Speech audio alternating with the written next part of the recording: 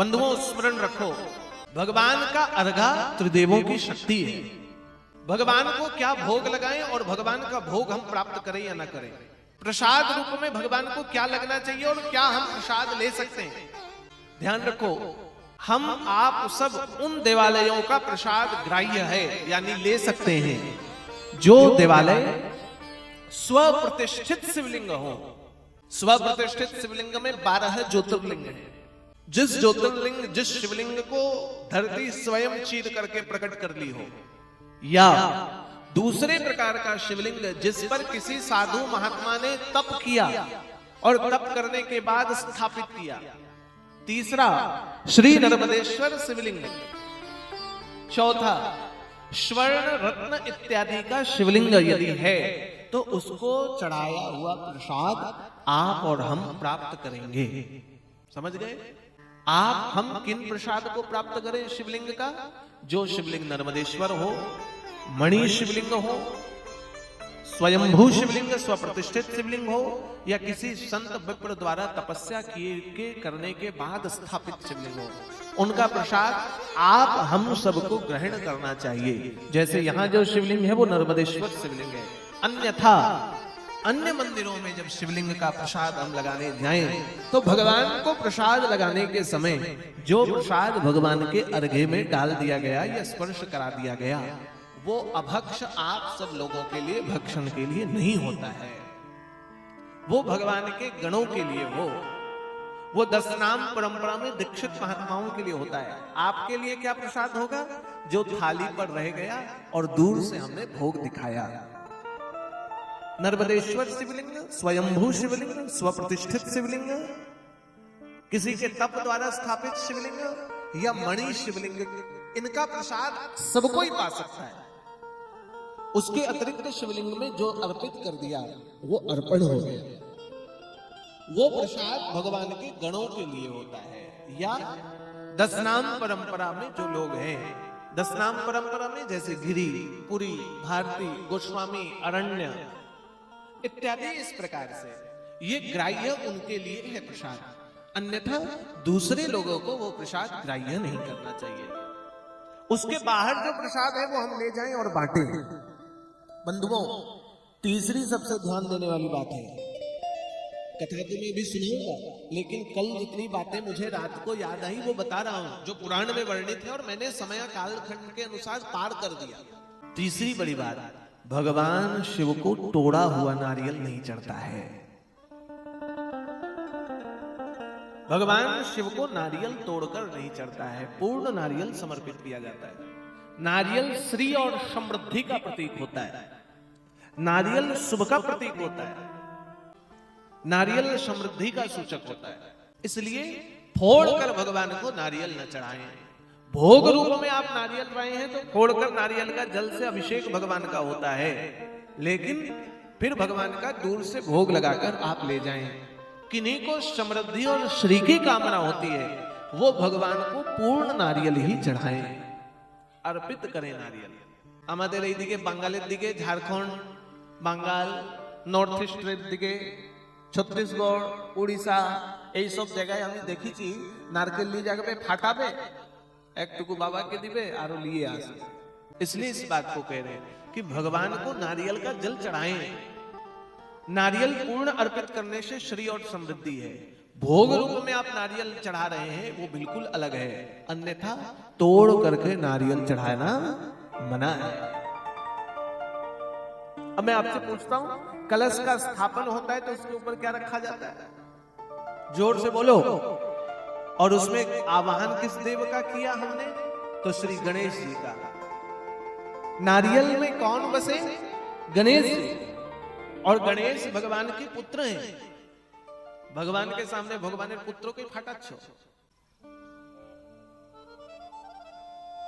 नारियल को शुभ माना, इसलिए बंधुओं नारियल किसी को दिया गया वो श्रेष्ठ माना, शुभ का प्रतीक होता है।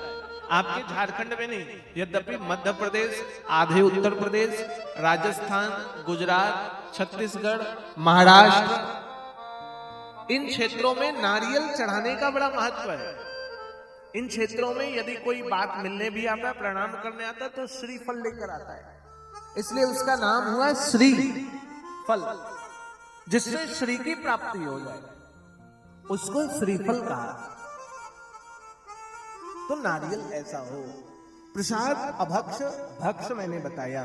भगवान के अर्घे पर दीप आदि नहीं रखना चाहिए। उम्मीद करेंगे कल जब मैं भगवान का दर्शन करूं तो उस समय यहाँ दीप और अगरबत्ती भगवान के माथे पर रखा हुआ न दिखे, अर्घे के नीचे रखो।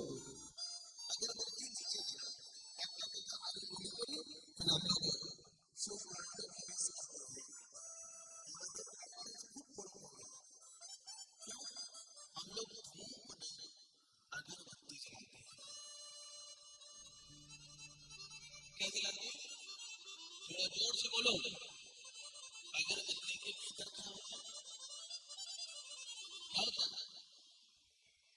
बांस हमारी संस्कृति में जलाना वर्जित है। हमारी संस्कृति में बांस जलाना वंश जलाने के बराबर। अगरबत्ती दिखा रहे भगवान को और कह रहे हैं प्रभु अमर वंश वृद्धि कर, और स्वयं बांस जला रहे। बंधुओं, हमारे यहाँ धुएं की पूजा नहीं है, अग्नि की पूजा है, दीप की पूजा है, और धुएं के रूप में धूप की पूजा है, नहीं अगरबत्ती की। हमने धूप पूजन किया कि भगवान का धूप हो। अगरबत्ती तो बाहर से आ गई। हमारी परंपरा में अगरबत्ती का नहीं व्यवस्था था। हमारी परंपरा में दीप था, हमारी परंपरा में यज्ञ था, धुआं नहीं था। और धूप के रूप में धूना था, गूगल था। धूना का हवन हो सकता है, धूना दिखाया जा सकता है, धूप दिखाया जा सकता है। आजकल पैकेटों में धूप बनता है, और ना हो तो कम से कम उन गौशालाओं से संपर्क करें जिन गौशालाओं में गाय के गोबर से धूप बनता हो। सस्ता भी।